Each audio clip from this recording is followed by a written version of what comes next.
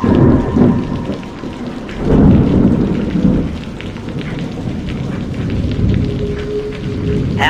dear listener.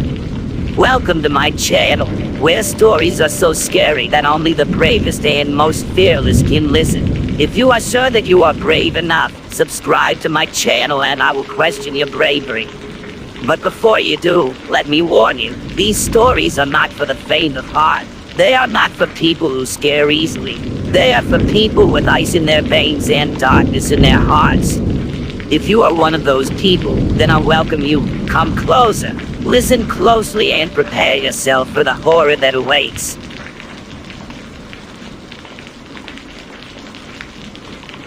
OUIJA syndrome is a phenomenon in which you awake from sleep, unable to move. You seem to be awake, but your body is paralyzed. As if this wasn't scary enough, these episodes are often accompanied by a feeling of an unknown presence in the room, strange sounds, and other mysterious manifestations. In the classic experience, the victim feels that an old woman is sitting on his chest, rendering him immobile and laboring to breathe. In the medical world, the phenomenon is known as sleep paralysis, combined with hypnopompic hallucinations. Those who experience this syndrome, however, are not easily convinced that what they see, hear, and feel are not real. And how can we explain when two or more people experience the phenomenon at the same time? Here are some of the scariest OUIJA experiences ever reported.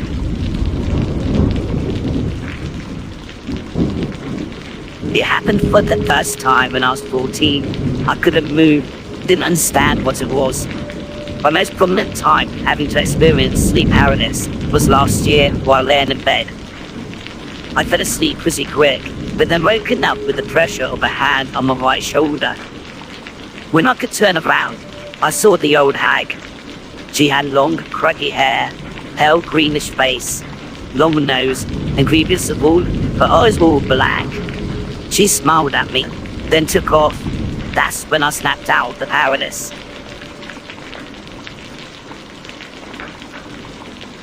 One night I left my windows open to let the breeze in. I don't remember falling to sleep, but I was paralyzed when I regained awareness. I remember seeing a black rain and could feel my body weighing 5 times its normal weight. I was sinking into the bed slightly. I turned my head and saw what looked like an alien gray smiling at me. It wasn't easy to move, but I slowly and forcefully crawled to the edge of my bed to fall off and hopefully wake up someone in the house. I could feel its thoughts, as if they were connected to mine. I wasn't supposed to be moving, was the emotion I felt from the beam, but I did. I reached the edge, falling head first. When I hit the floor, I was awoken in my bed, face down, like I was when I first realized I was aware. My windows were still open, and I could feel the breeze. I was sleeping one night when I suddenly awoke. The room was exactly as it was when I fell asleep. I couldn't move or scream. I saw an old, scurvy lady standing in front of my window. She quickly moved to me and started choking me. It seemed like at least 10 minutes before she let go and disappeared. I then could move and scream. I was terrified and would no longer sleep in that room.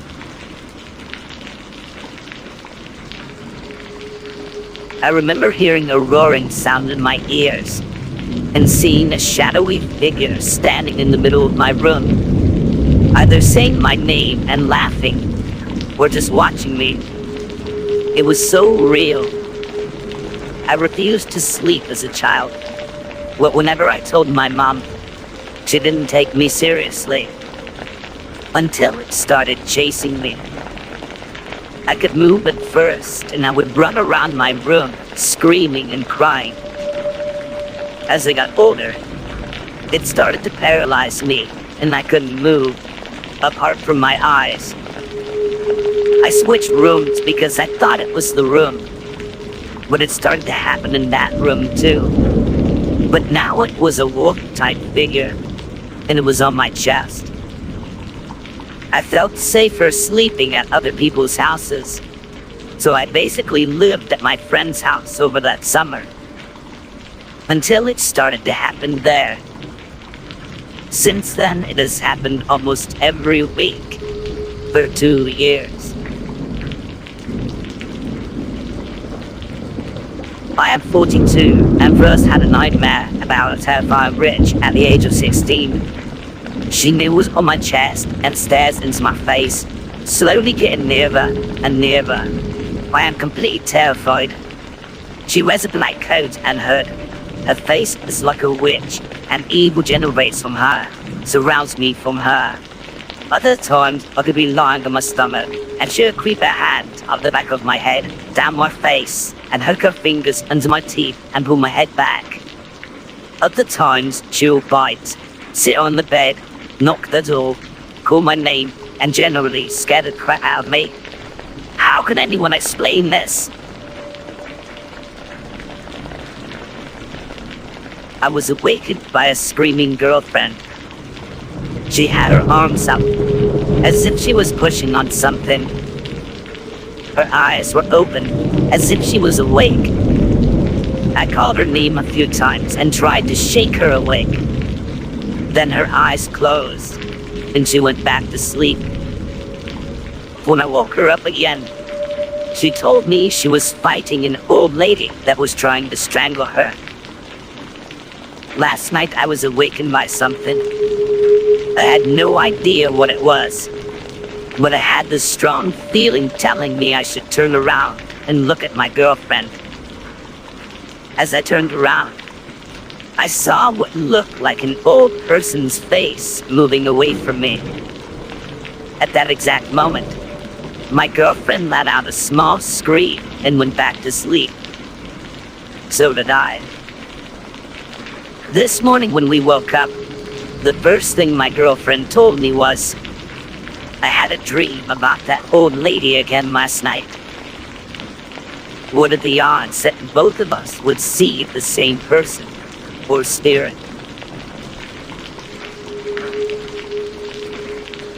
In December 2007, my wife and I were sleeping in bed when I knew or felt my wife was being attacked. I ran to find a shattered person on top of her, choking her. I jumped out of bed and shared several French profanities with it. As I moved towards it to confront it, it moved away from the wall. I turned to see my wife still choking and woke her. She stated that she dreamed that she was being chased by a person on top of her. Normally, you would dismiss it, but how do two people have a simultaneous experiences? She'll later have a similar experience in the army where a roommate raped to see a person choking her. Old hag is misleading.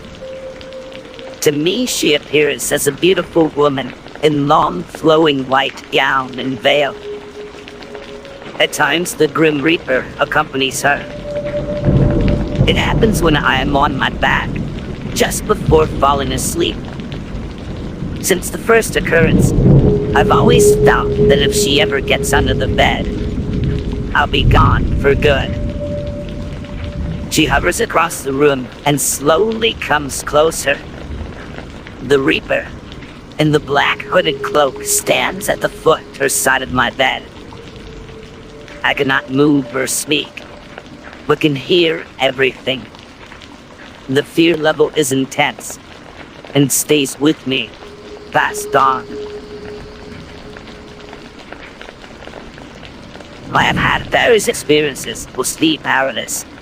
I've seen my bed covers pushed down onto my face, unable to move or shout.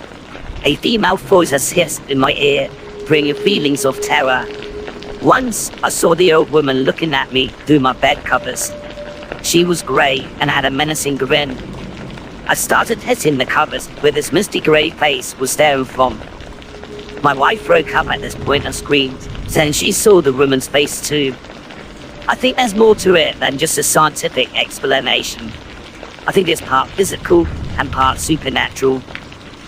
I think our brains pick up a more expansive signal OUIJA between sleep and an awake state. I was watching TV around 1 a.m. at my grandmother's house. My granddad was in his room asleep across the room that my grandma and I were in. She was asleep as well. I heard grunting noise, like someone was trying to yell for help, but was being choked. I also heard an old woman and man laughing. I was afraid and awoke my grandmother. We ran to my granddad's room. He was trying to wiggle himself free, and some old woman was sitting on him, holding him down. A bald man was sitting on his chair looking at us and laughing.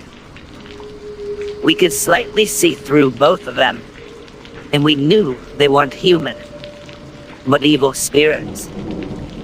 We struggled with trying to free Granddad, and the ghost thought it was so funny that we couldn't touch her. Our hands and arms went right through her to his body. The bald man stood up, tall over us. He was angry that we tried to wake Granddad. I turned on the room's light, and the spirits rose up and disappeared.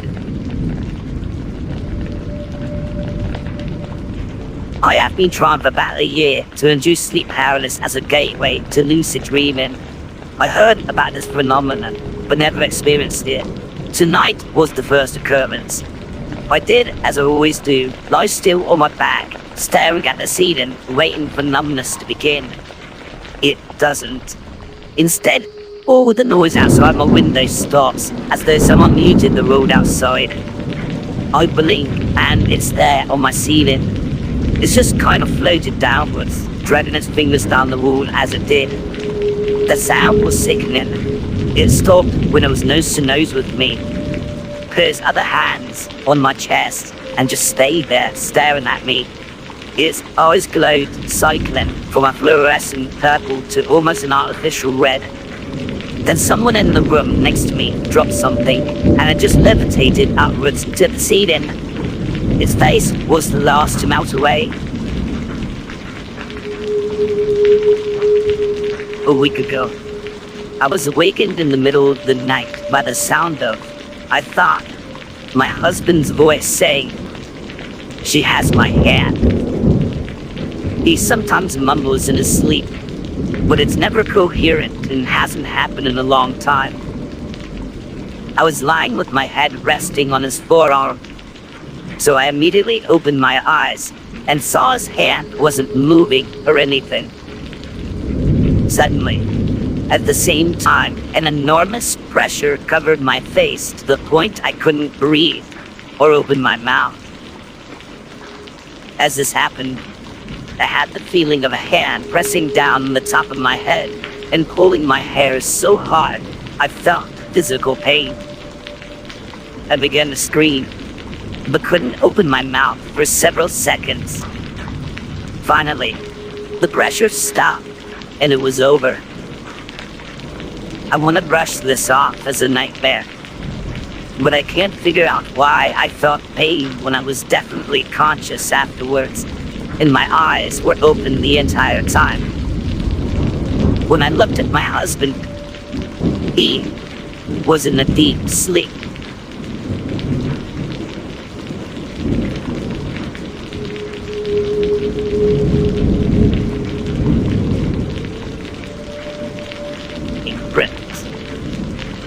Have you ever heard of the shadow people? They have been an infirmity, a splinter in the collective consciousness of humankind for as long as history can remember. Yet no one can quite say who or what they are. Could they be the hollowed out shells of human souls, somehow trapped between this world and the next? The after images of lives extinguished from this plane? Perhaps they are another thing entirely. A true blight on the world of the living. Something far worse than the stories we tell our children to keep them from wandering the halls at night. My family has been afflicted by appearances and dealings with shadow people for generations. Growing up, my mother and her siblings used to tell us young ones the chilling accounts of walking shades. I used to watch the terror of recollection in my mother's eyes as she described the little girl who sat in the tree outside the attic bedroom window of her childhood home. The little girl was like a silhouette, her feet dangling playfully from the tree branch as she beckoned for my mother and her sisters to climb out of the window and join her. Below the branches of the tree were other childlike, shadowy figures, appearing to run about gleefully, creating a spectacle that many an anxious little one, past their bedtime, would want to join. No matter who told the story, be it my mother or one of her sisters, I could always sense the allure of the shadow girl's offer, that there was something attractive, despite their visceral, fearful reaction to the danger of the situation. Climbing out of that high attic window would have certainly ended badly for a young girl. I'm happy that no one ever answered the call. If you ask any of them today, they will deny these things, passing them off as simple children's stories. But I know the truth. My mother has a younger brother who was born long after those days. He's the only person I've ever known to have stood his ground against an encroaching shadow man in a direct confrontation. Every few years at family gatherings, he recounts the tale of that fateful afternoon in the late 1980s. He was 12 years old, playing with his young niece, my cousin. The two were playing in a bedroom in my grandmother's old house, the natural midday sunshine pleasantly pouring in through the window.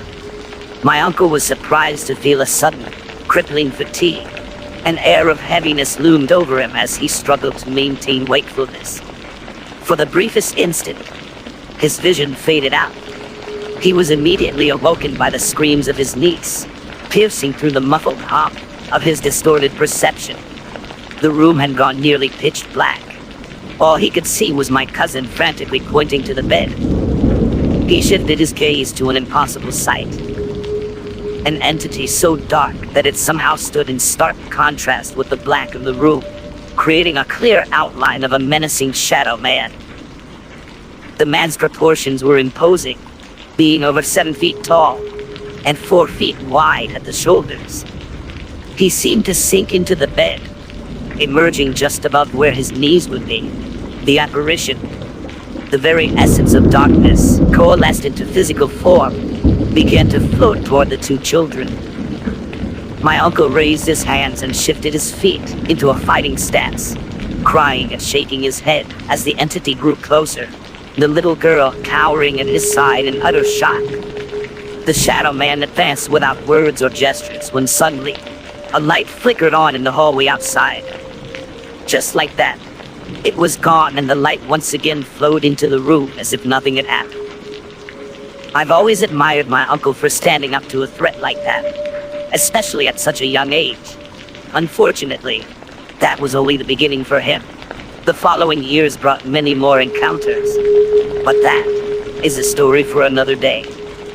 These anomalies seem to have taken a peculiar interest in my bloodline, following and sometimes tormenting many of my kin throughout our lives.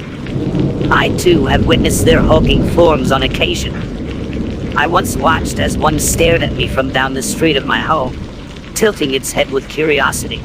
It stood next to a light pole with the light gleaming directly onto where its face should have been, and yet still appeared to consist of pure shadow, perhaps to make sure I had no doubt that they had finally found me.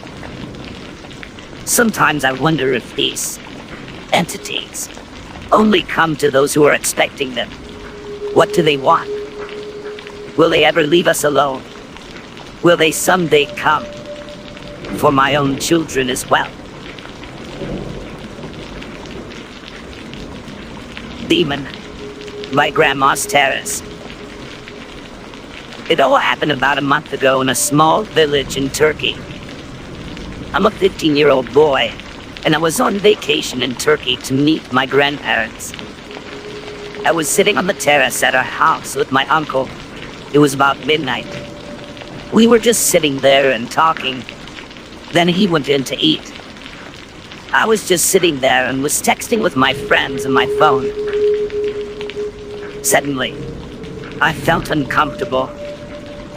I looked up from my phone, and there it was, approximately 4 to 5 meters away. It was a little demon, I think. It was watching my grandma sleeping, and it was on the other side of the terrace. It was blurry to start with, and I didn't know what it was. I quickly took a picture of it with my phone. The first picture was blurred. Then I took another picture, and I was scared to death when I saw it. I looked up again, and it was gone.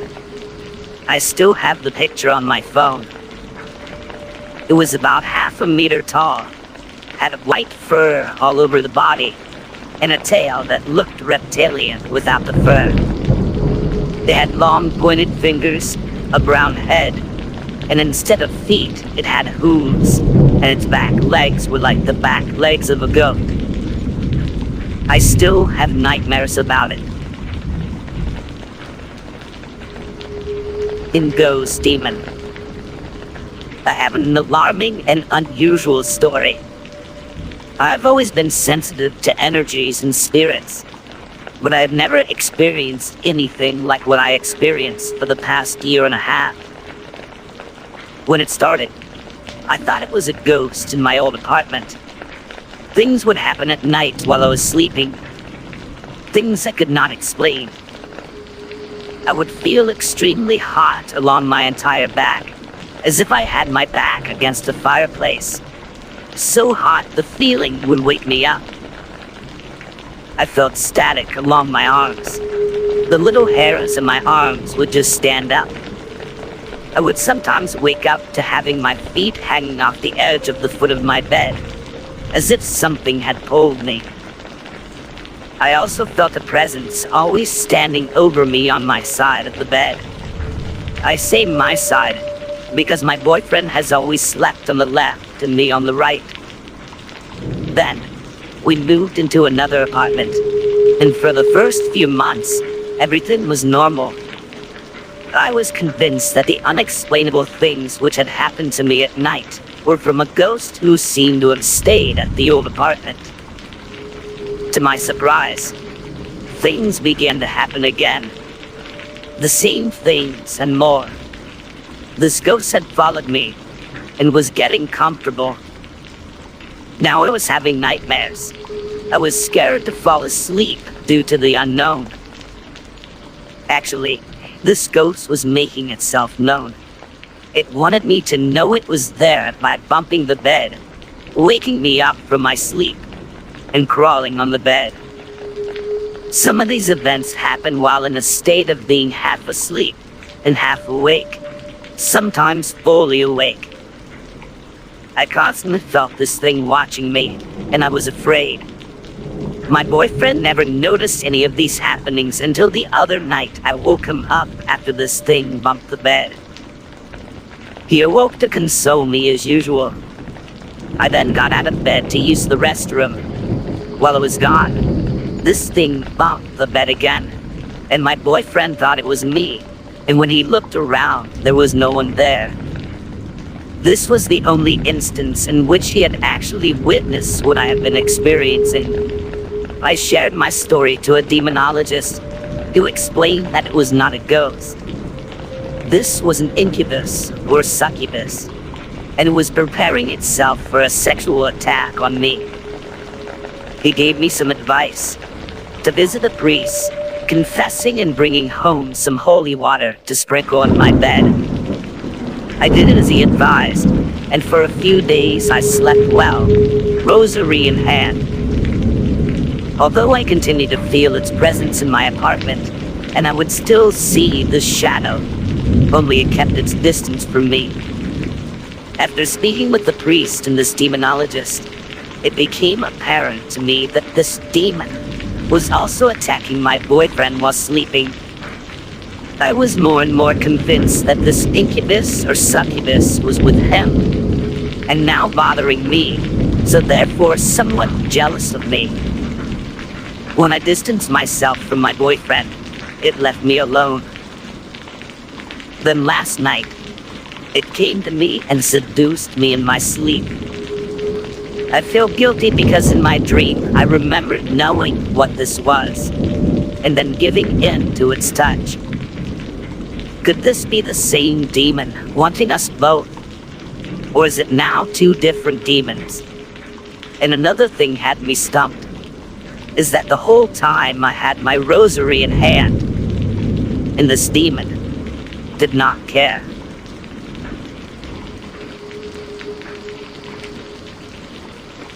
The beggar. My name is Valia. I'm an engineer and a very scientific person. I analyze everything and try not to give in to believing in paranormal stories. Although I have always been absurdly fascinated by the stuff. I work in a large city where there is a large population of homeless folk wandering about. They all seem to have their own territories as well, and I can recognize them just because they dwell in the same areas all the time. A few weeks ago, I was walking down my usual street to get my car out of the garage. I was walking along and noticed a homeless man sitting on a bench-like thing outside the garage. I had never seen him before, as he wasn't a regular on this particular block. As I passed, he implored, "Please, spare me some change. Anything will help." I was thinking about offering him some change, but then realized that all I had were some larger bills, and some change buried in my briefcase somewhere. I kept walking, pretending not to hear the man. I felt a pang of remorse as I passed him, but continued. He continued to beg, and then as I sauntered away from him, he said, "Please spare some change. Please, Valia."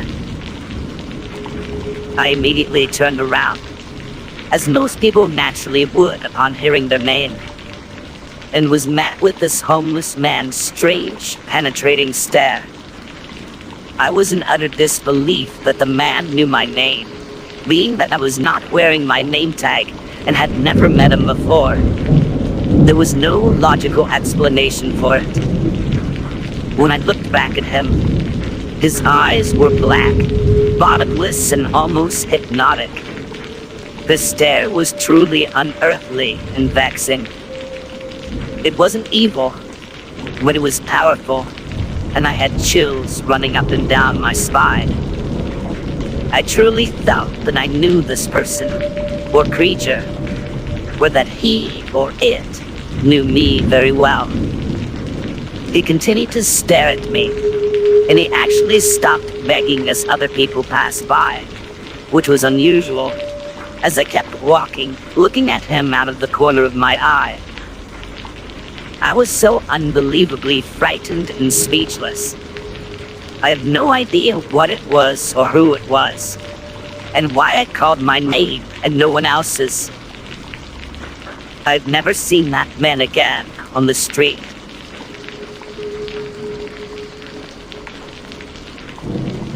Aliens and demon terror.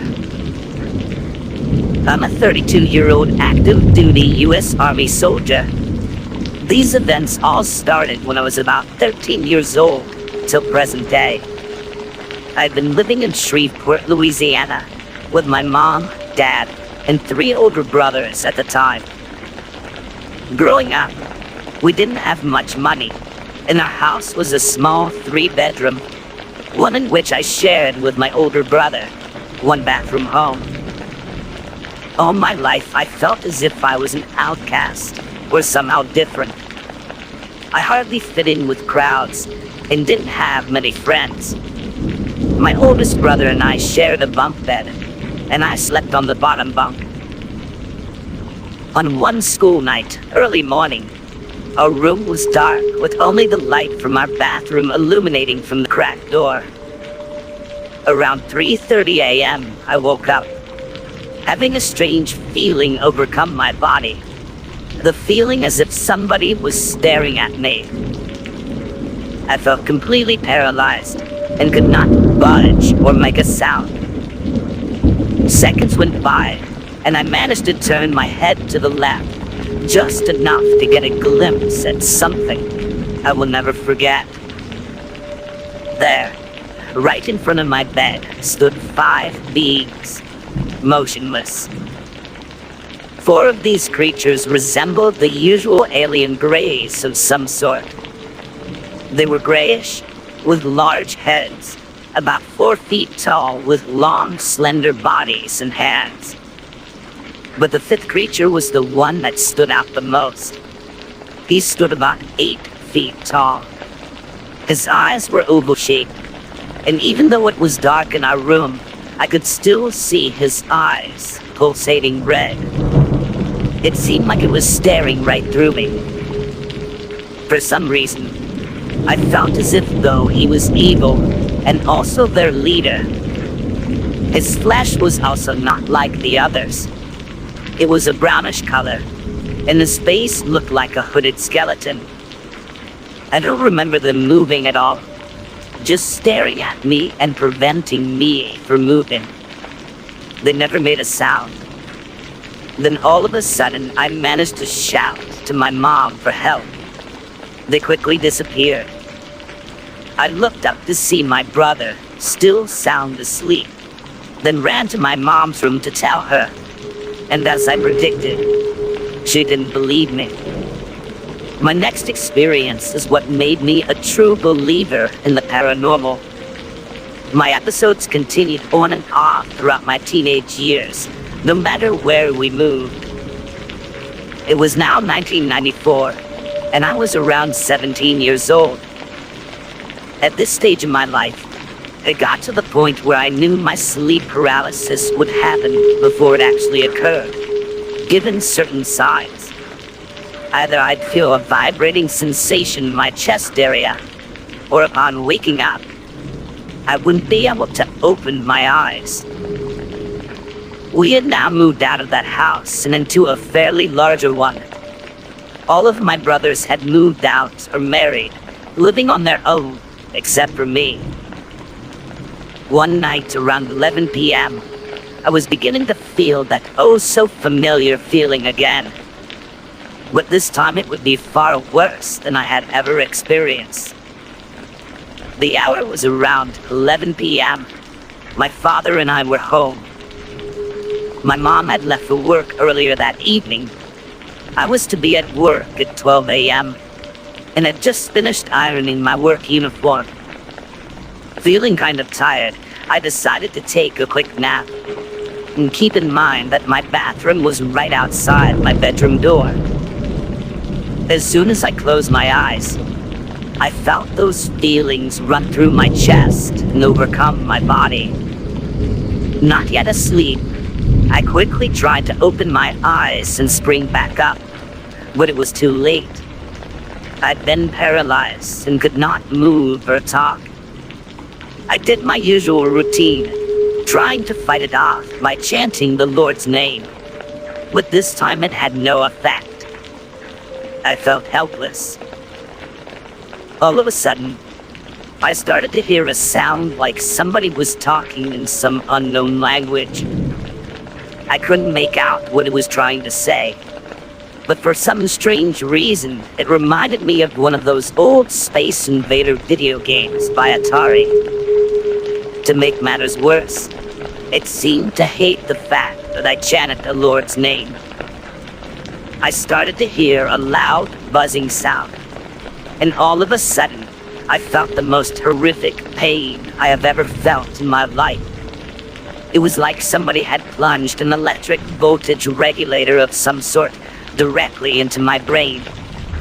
And every time I would attempt to make a sound or move, it would activate the power switch. The pain was intense, almost unbearable. Also, as I said before, I was never asleep, so this wasn't a dream. Eventually, after what seemed like a small eternity, it finally gave in and allowed me to open my eyes just in time to catch a glimpse of a figure.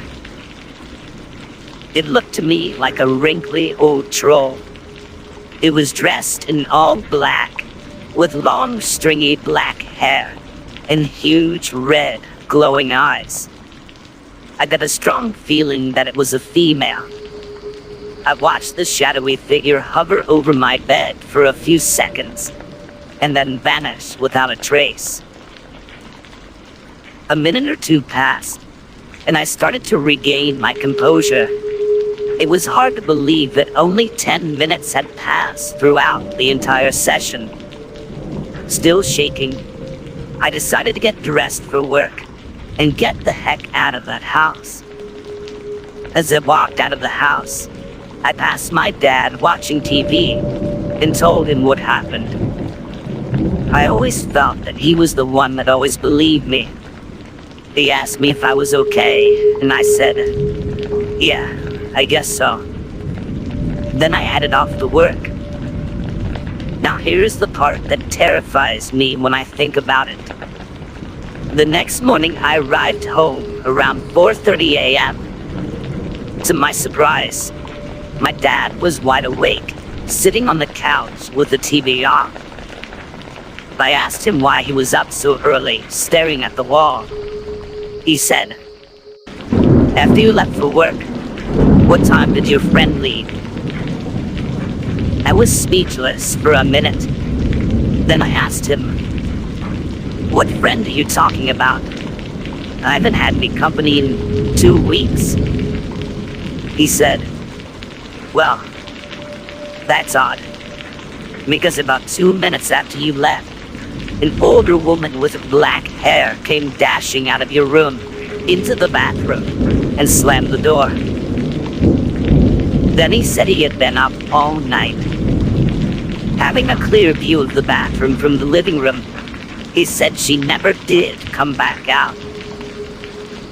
After this was said, we just stared at each other, baffled with our mouths wide open. Present day. I'm now a deployed soldier serving in Iraq, and my attacks aren't as severe as they were in my teenage years. But on occasions, I still feel an evil presence.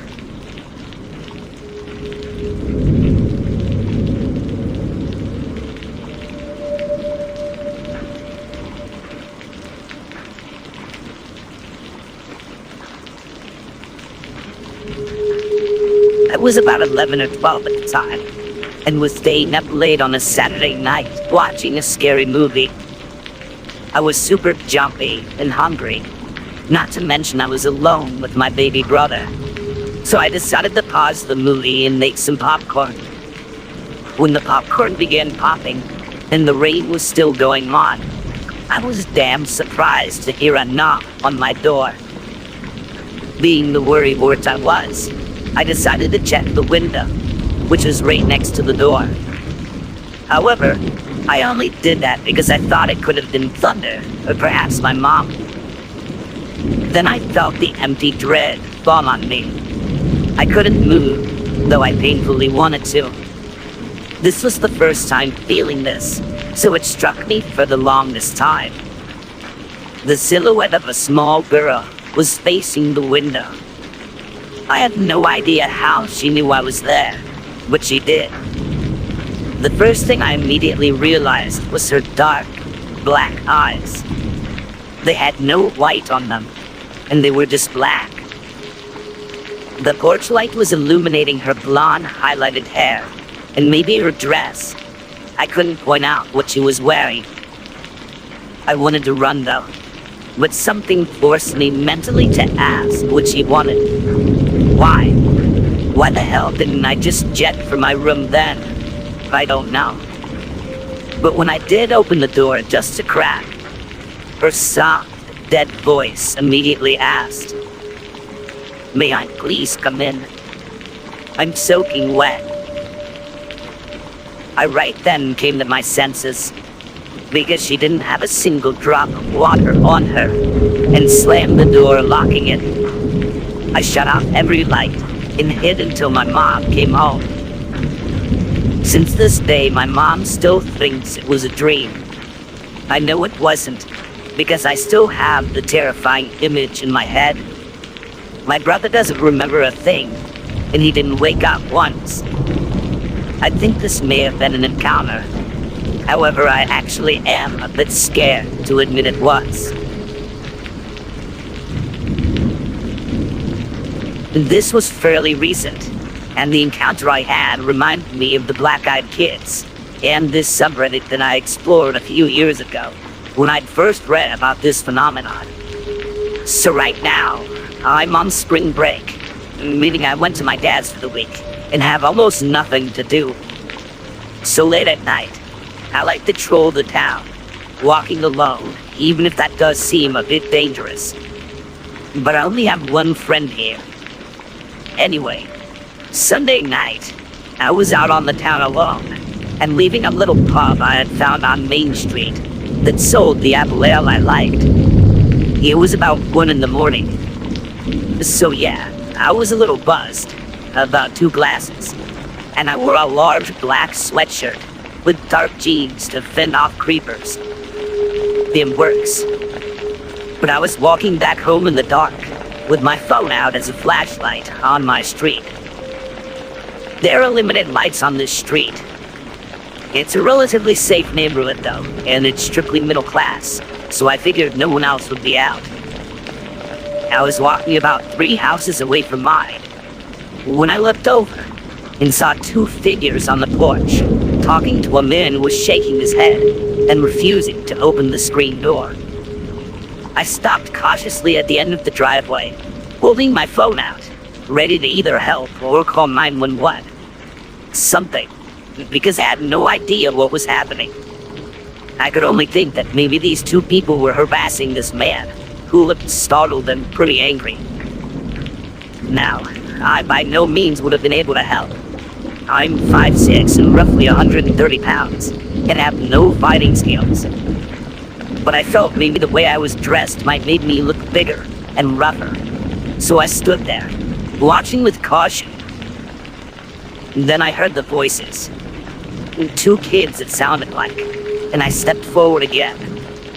Curiosity at this point pumping in my veins, as I involuntarily moved forward. I kept walking, and I was halfway up this driveway, and illuminated by the porch light, so he could see me, and I could see him. And I just stood there, still watching. Please let us in. We need to call our mom. Please, you have to let us in. That's what the voice said. The voice showed no sense of fear, just confidence mingled with urgency. I stood there with chills running down my spine, and unable to move as I tried to make sense of the situation. From a normal point of view, it would look as if the grown man was refusing 2 children the help they needed, late at night. Heartless man, helpless children. But the sense of dread at that moment that filled my senses, it just didn't make sense. Why would this man look so afraid? I finally cleared my throat, figuring maybe, just maybe, if this man wouldn't help the kids, while the man needed help, I could still do something. The man looked up, and the kids turned around. The man looked even more afraid at this point, and he let out a yelp and slammed his door, making me jump. The 2 kids looked at me, and I looked straight at them, every instinct telling me to make a run for it. I was almost home, and I knew for a fact my dad left the door unlocked for me. And the kids came closer, becoming more seeable in the light. That's when I realized they had no whites in their eyes. They just looked black. They slowly came toward me, not asking me anything about help, but looking slightly confused, as I felt. I feel so stupid saying this, but I didn't run. I wanted to, but I was compelled to stay until the taller child was right in front of me. He was only a few inches shorter than me. I glanced down at him in a startled moment, and he stared up at me. "We have to use a phone," he said finally. His voice was eloquent, if I can describe it like that. He knew what he wanted, and for being alone with a stranger at 1 a.m., he didn't sound the least bit afraid. "I don't have one," I said back. This time I backed up, not wanting him to be that close, and still feeling unable to run. Please, can we come in and use the phone? We need to get a hold of our mother, he said. Why? Because it wasn't as if I could outrun them when they were right in front of me now, and I stupidly hadn't run when I had the chance. So I just lied. I shrugged. I don't have a phone, and I don't live on the street, or anywhere near here. I'm sorry. I knew my voice was shaking, but I couldn't help it as I slowly started backing up. I'm in the same boat as you guys. My ride ditched me, and I'm just walking until I find the phone too. Maybe they would leave me alone if they figured I had nothing. Around this time, my brain reminded me of the black-eyed kids, and I still refused to believe it. But then, I also refused to help children staring at me in the flesh. Please help us, the boy repeated. I shook my head. Try another house, man, or go to a payphone. I have some change you can have, I offered. No, forget it. This time the other one spoke up. I'm really sorry. I wish I could do more to help. I know that I look younger than I appear, especially with the large hoodie on and large eyes. So maybe they figured I was only a teenager, and they both simply nodded and then stared more. I have to go. Good luck. With that, I turned and walked in the direction I came, not running. I just kept thinking they could smell fear. I walked, and I didn't reach for my phone. I just kept walking. I must have walked 3 or 4 blocks from my street when I turned around and headed back, heart still pounding. I walked up my street hesitantly, looking for those damn kids, but not seeing anything until I reached the house again. The porch light was on, and the man was standing there with the door open, screen door closed, holding a baseball bat and shaking. Our eyes met, and he jumped again. I looked at him confused, until I realized what I might look like. One of those kids, given my height, and from a distance, blurry figure. Did the kids leave? I called out, hoping my voice would help him relax into knowing I was just another person. The ones you were with earlier? He shouted back. I stepped closer, and he jumped again. No, the ones who were outside that talked to me for a few minutes. They wanted to call their mom. Did they leave? Do you know if they left? I could hear my own voice trembling, and I think this is what broke his trance of hatred on me. I watched them walk away earlier. He pointed in another direction from which I had walked. I feel uneasy. I'm not going to let you in. I have to go home, I said. I don't go to my dad's often, so it makes sense that he wouldn't recognize me, even in the dark. But I walked home, determined to make it. I got there safe, with no other freaky happenings. I locked the door, and I sat in the middle of the kitchen for a long time, afraid to go into my room when there's a huge window, and afraid to see what might be looking at me. The scary part is, last night, there was a knock at the door. It was 11 or so. I didn't answer it because my father asked me not to. Said it was late and no one we wanted to talk with. But still, I can't help but feel a little uneasy about it. It was March of 2013, up here in the great white north of Ontario. It was the aftermath of a really bad snowstorm. Canadian winters are extremely cold up here. I had ventured out to do some groceries with my 4-year-old daughter, who was mildly autistic. It was a weekend for sure because my husband was home, and he only comes home on weekends as he works during the week out of town. When this had happened, he was visiting his father at the assisted living home he lives in. I know about black-eyed kids, and I've been reading about them for years. So when I pulled into my driveway, car full of groceries and a 4-year-old, and saw the black-eyed man walking down the middle of the road, wearing a pair of blue shorts and a faded red hoodie, socks with sandals. Of course, I freaked. My first thought that he was some sort of junkie that wandered out of a not-so-great area of town to my nice little suburb. The thing is, everyone knows everyone in our area, and we look out for each other. This man was not only underdressed and completely unfamiliar to me, but he was acting really strange. He was walking up and down the street, approaching the same 3 doors of my neighbors' homes directly across the road from my own, but not knocking or anything, just walking to their doors, then leaving, going to the next, and then the next, and then starting at the first house again, and repeatedly the same actions, going to the doors and just standing there, staring at them as if not knowing what to do.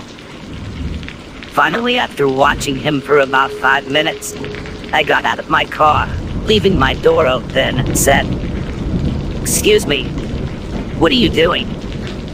And do you need any help with anything?"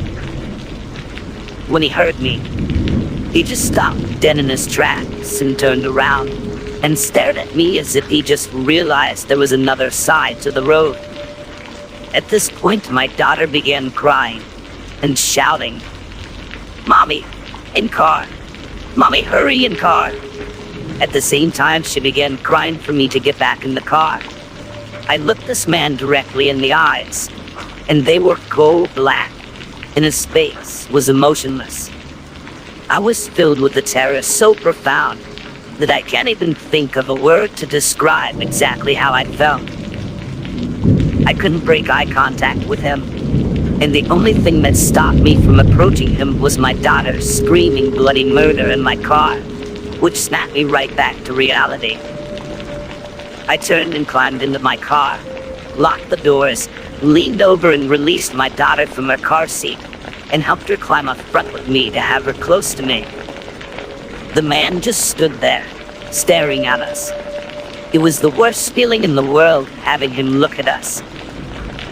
After a couple of minutes of him watching us, he went right back to his repetitive behavior of walking up to my across-the-road neighbors' doors, but not knocking, just standing there and staring at them. I called my mom and told her what I was seeing, and then I called my husband, who was already on his way home, and told him to hurry because we were afraid to get out of the car. When my husband said he was on his way, the man looked at us, and he could hear my husband telling me he was coming, then simply started to walk away. Ironically, as soon as the man in the red hoodie was out of my sight, my husband, followed by police, came speeding from the direction the man had only momentarily just been walking in, and they saw nothing. He had just vanished. I was telling the story to a friend who was renting out my basement. I found that he had also seen this man too, right down to the shorts and red hoodie, and the weird repetitive behavior going to my neighbor's doors, same 3 houses, and just staring at the doors. He was a smoker who suffered from insomnia and was out about 1 a.m. in the morning. He also confronted him. The man did the same thing to him upon confronting him, causing my friend so much fear. He dropped his cigarette, came in, and locked the door, and never went outside at night again without one of our dogs with him. Okay, so this feels really weird to say, but quick disclaimer. When this happened, I was sober, not asleep, and totally in my right mind. I was 18 at the time. It was late August, at around 11 p.m., but I live in Ireland, so it was still pretty much freezing outside. My parents had gone to see an uncle over in Scotland because he was sick, and my older sister was staying at a friend's, so I was basically home alone. I wasn't scared though, because although I believed in ghosts, I never thought anything this creepy could happen to me. I had been watching Mean Girls with Lupin, my husky, sitting on my lap, when the TV just shut off. No lights were on at the time, so I just thought it was the television being annoying again. I wasn't scared, but then Lupin started to freak out. He jumped up and started to bite and pull at my sleeve, trying to tug me out of the room. I tried to calm him down, but he wasn't having any of it, so I just went with it, and he led me to the kitchen at the back of the house. That was when there was a knock on the door. This was really weird. I live in the countryside, and my closest neighbors are about half a mile down the road, but I guess I wasn't really thinking. I went to leave the kitchen, and Lupin jumped in front of me and started to growl. This was scary. Lupin is the chillest dog ever. He barely even barks, let alone growls, and never at me. I tried speaking loudly to him, and pushed by him, but he just started pulling at my sleeve, trying to pull me back into the kitchen. I pushed on, thinking he was just freaked by the television going out. When I got to the door, I could hear him start whimpering, and as I turned to look at him, I heard a voice coming from outside the door. "Please, miss, we need your help." I didn't really think about it at the time. I just heard a kid's voice and felt that I had to help. But my door is solid wood. They couldn't have known I was a girl. I opened the door, and there were two kids that I didn't know, standing shoulder to shoulder. Both were girls, one about 14 to 15, and the other a lot younger, being maybe 7 or 8. But I couldn't see very well, because it was dark and I didn't have the lights on. From what I could see, they were wearing normal clothes, but as I looked down, I saw they didn't have any shoes on, and it was freezing. I was about to tell them to come in, but then Lupin jumped past me and started growling and barking at them. He looked possessed, and I was really freaked out. I started to pull him back by the collar and put him in the living room, locking the door behind me. I apologized, but then I stopped. The girls didn't look startled at all, and they just stood there, not moving. The older two asked, "Please let us in, miss. We need to call our mother." This was weird because I couldn't tell where she was from.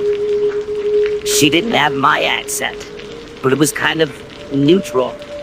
And no one I know calls their mum mother. It just seemed odd.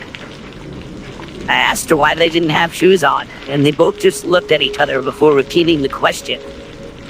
I felt so uneasy. My chest was tight, and I was almost shaking with fear, and I didn't know why. It was then that I finally did something smart. There was a light switch near the door. I hit it, and the light behind me came on. Then the world seemed to stop. They had no whites in their eyes, and no irises. Their eyes were just black. I couldn't move, and then the younger one just said, "Let us in, miss." I slammed the door and locked it, hyperventilating. Lupin was banging against the living room door, trying to be let out, so I ran to it, opened it, and he just threw himself on me, whimpering. The kids were still at the door, the younger one shouting, "Let us in! We need you to let us in!" I screamed and told them to leave, but they just kept banging. I ran upstairs and looked out the top window. And the kids had moved to the bottom of the drive and were looking right at me. I tried to scream, but no noise came out. I ducked down and looked up maybe 10 seconds later, but they were gone. And this scared me even more, not knowing where they were. I called my sister and made her come home. I never saw them again and haven't slept properly since. It's been about 2 years now. Only found out recently that the black-eyed kids are a thing, and I'm not sure if this gives me closure, or if it's even more terrifying.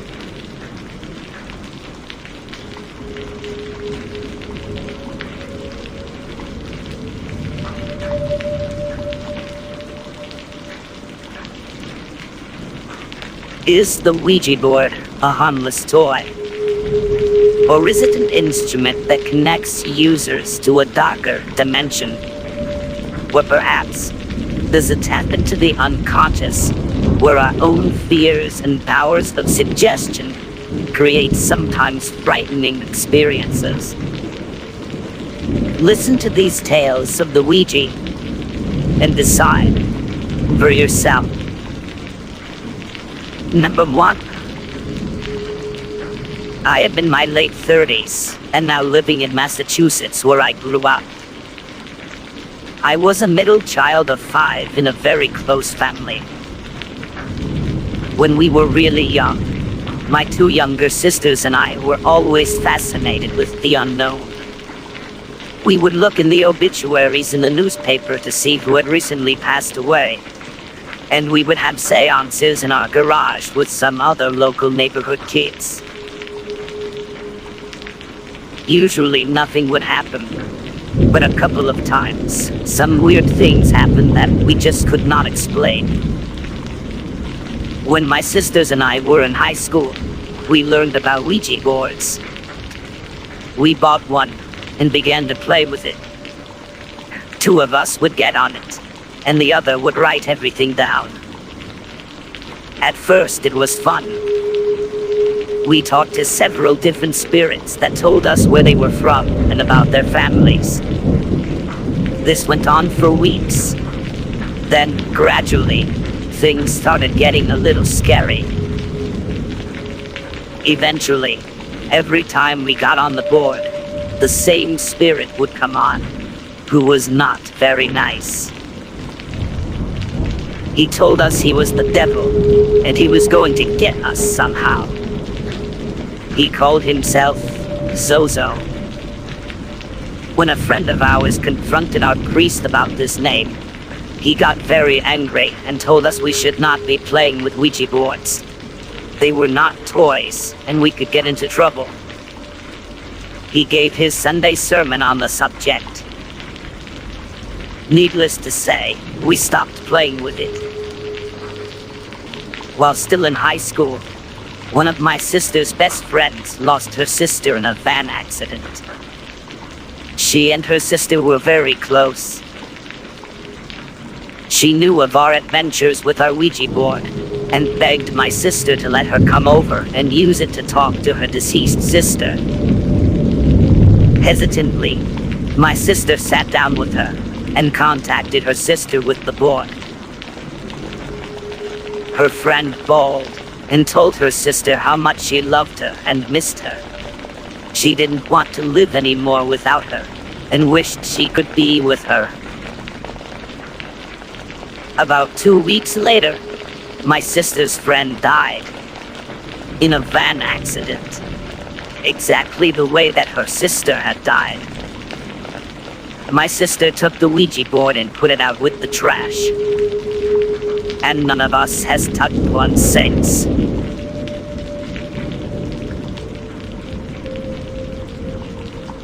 Number 2.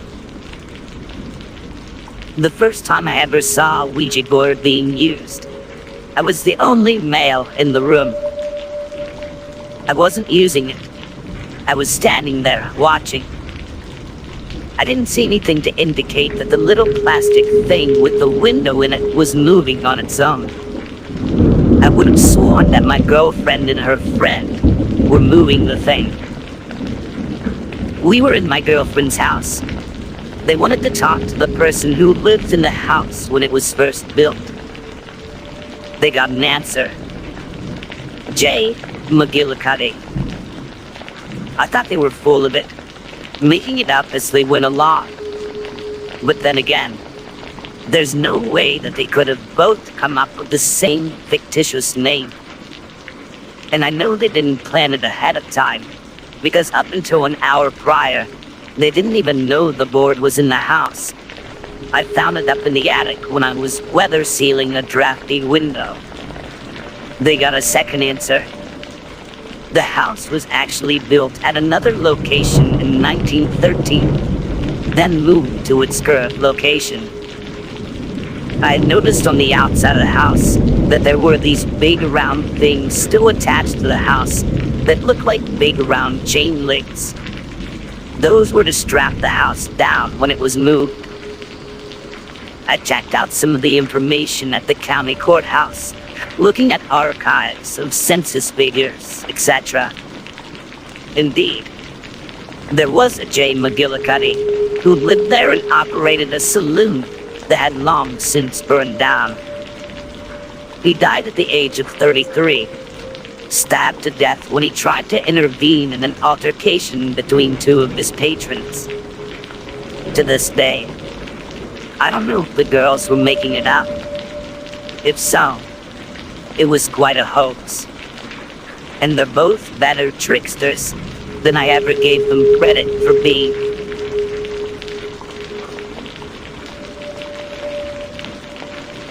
Number 3. One night, my brother and I were playing with my new Ouija board, and it didn't take long for the entity to come.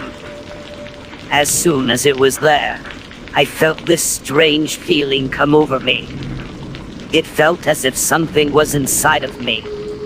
It got hard for me to breathe, but I didn't say anything. We asked the entity if it was good or evil, and it spelled out, evil. Right then, I knew something was wrong, because the entity was getting upset. It got harder and harder for me to breathe, until finally it felt like something pushed me, and it was over.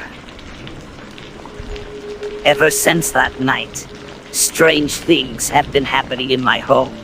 Doors shut by themselves. I hear strange noises and see shadows in the middle of the night. Although this experience scared me, I still bring out my Ouija and talk to entities, even the upset ones. I ask them what their problem is and see if there's anything I can do to help. I just hope I never run into that same entity that tried to choke me.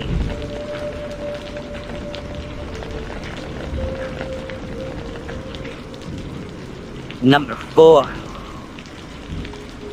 It was Friday the 13th, and I was with my friends, Mike and Andrew. It was a full moon, and I was only into tarot cards because they interest me, but not Ouija boards. They had scared me. But Andrew said he wanted to try it. So Mike took it out, and I sat on the bed, being the recorder. The lights were turned out, and Andrew contacted his grandpa, and he gave all the right answers to questions. Then the candle flame started to rise, so we stopped, but decided to use the Ouija board again the next day. We did, but this time the story is a little different. We used it at Mike's house first, and we got Andrew's grandpa again. We told him to go to Andrew's house because we had to leave Mike's. At Andrew's, we went to his room and started talking to his grandpa again. But the one question Andrew asked, just to make sure it was really him, the board just spelled A-Z, A-Z, A-Z, A-Z over and over again, and then told us to go to hell. The light flickered, and we went back to Mike's house. We used the board there, and Andrew's grandpa came to the board and said it wasn't him that had been so rude. He said it was the devil. We asked if we could go to his grandpa's house, and he told us no several times, but we went anyway. We were about several blocks away when the tire on my bike popped as soon as it hit the street. I was in shock. My tires had been in perfect shape, and they just popped.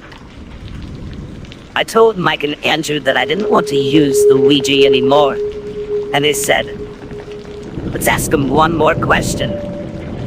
They were becoming obsessed. So we did. Andrew asked the spirit, Andrew's grandpa, to come into our dreams. I had a dream that night that I was in a new house with a huge backyard, but it was foggy and full of vines. I went into a little hut and saw an ant trap and picked it up. As soon as I did, huge bugs came out all over me and I ran. The moment I ran out of the hut, I saw a man in black smiling at me, taunting me. Then he ran up to me, and I woke up. The next day, I told Andrew about my dream, and he said by the description I gave him of the guy in my dream, that it wasn't his grandpa. And he had the same man appear in his dream.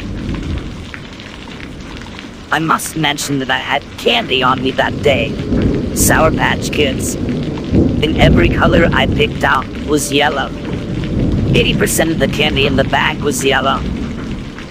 What the Ouija board told us was Andrew's grandpa's favorite color.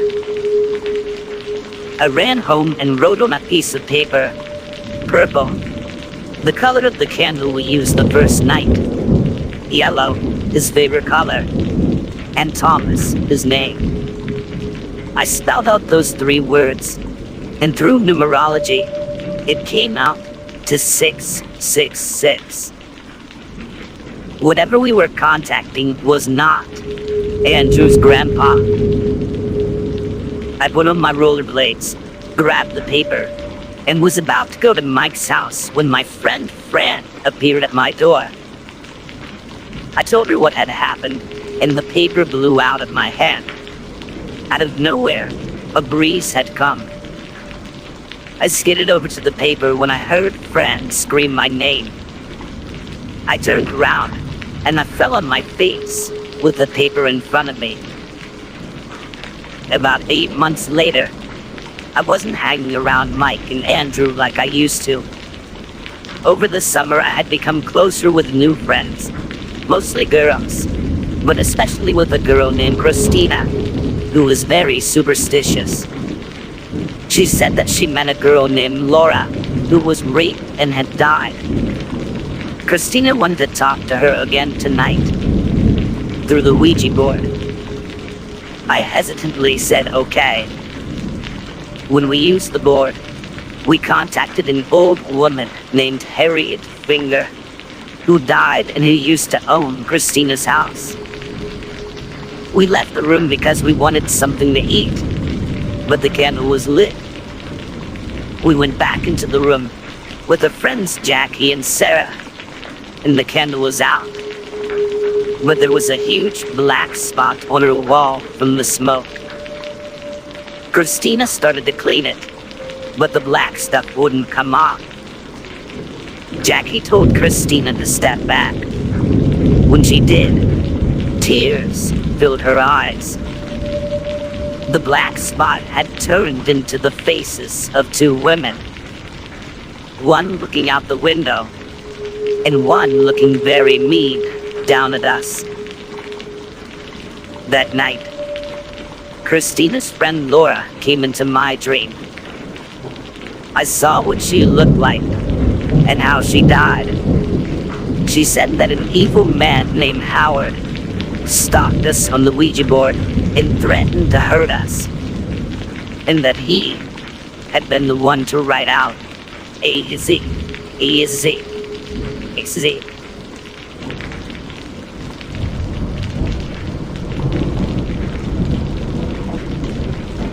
Number 5. About 20 years ago, my friend and I decided to start playing around with the Ouija board I received for Christmas. In the interest of fair play, we did it as the box suggested, sitting on chairs facing each other with the board on our knees. We closed our eyes and had my sister act as secretary, recording each letter. My sister was about 13 and was not making anything up, as different friends also stood in for her when she wasn't around. Within minutes, we began to receive sentences that made sense. Eventually, The board told us we were communicating with someone named Savatu.